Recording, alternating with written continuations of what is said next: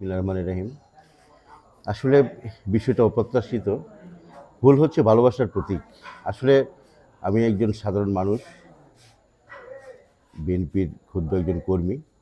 আমাকে যে ভালোবাসা দিয়েছে যারা, তাদের ভালোবাসাটা আমি অক্ষুণ্ণ রাখতে চাই। এখন থেকে এই বাঁধনটা যেন আমার মরণ পর্যন্ত থাকে, এটা আমি রাখতে চেষ্টা করব আমার পক্ষ থেকে। আসলে এই মানে একটা ব্যতিক্রমধর্মী একটা এই উদ্যোগ যে ফুল দিয়ে আমাকে একটা এই গ্রহণ করে নিল। আমি আমার ব্যক্তিগত তরফ থেকে বাংলাদেশ জাতীয়তাবাদী দল বিএনপির পক্ষ থেকে, ইউনিয়ন শাখার পক্ষ থেকে সবাইকে আন্তরিক মোবারকবাদ জানাই এবং ধন্যবাদ জানাই। হ্যাঁ, আসলে আমি খুব গর্বের সঙ্গে বলি যে বিগত সরকারের এই আমলে এই ফ্যাসিস্টকে বিদায় করার জন্য পিপলাকান্দির অনেক মানুষ রাজপথে থেকে আমার সঙ্গে মিছিল করেছে, মিটিং করেছে, আন্দোলন করেছে, সংগ্রাম করেছে। আমি যেদিন নতুন বাজারে রক্তাক্ত হই, পুলিশ আমাকে রক্তাক্ত অবস্থায় গ্রেপ্তার করে, তখনও এই পিপলাকান্দি অনেক মানুষ ছিল এবং একাধিক মামলার আসামি পিপলাকান্দি গ্রামে অনেকেই আছে।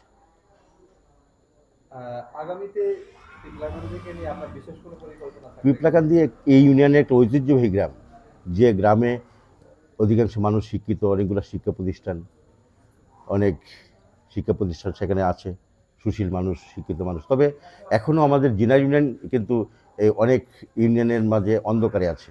এই জনপদটা অত্যন্ত দুর্বল একটা জনপদ। রাস্তা, ব্রিজ, কালভার্ট, স্কুল, কলেজ, মানে বিভিন্ন এই মাদ্রাসা, মসজিদ, মক্তব, জনজীবন এখনও অনেক নিম্নমানের আছে।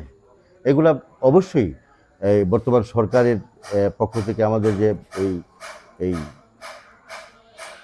এমপি মহোদয়, জননন্দিত জননেতা মাজুল ইসলাম সাহেব প্রতিশ্রুতি দিয়েছেন সমস্ত রাস্তা যদি পাকা করে দেবেন। তবে আমাদেরকে কাজগুলো অধিকারগুলো আদায় করে নিয়ে আসতে হবে।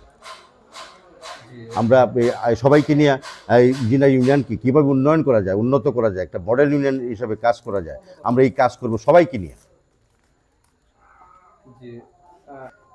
আসলে আমি এই পিপলাকান্দির এই সর্বপ্রথম অনেকেই একটা মিটিং করেছিলাম এখানে অনেক মানুষের ভালোবাসা পেয়েছি এবং এই ভালোবাসাটা আমার প্রেরণা হয়ে দাঁড়িয়েছে। তাদের ভালোবাসা, প্রেরণা আজকে আমাকে শক্তি হিসেবে দাঁড় করিয়েছে। অবশ্যই আমি আগামী এই স্থানীয় সরকার নির্বাচনে চেয়ারম্যান পদে প্রার্থী হয়ে এই নির্বাচন করবো ইনশাল্লাহ।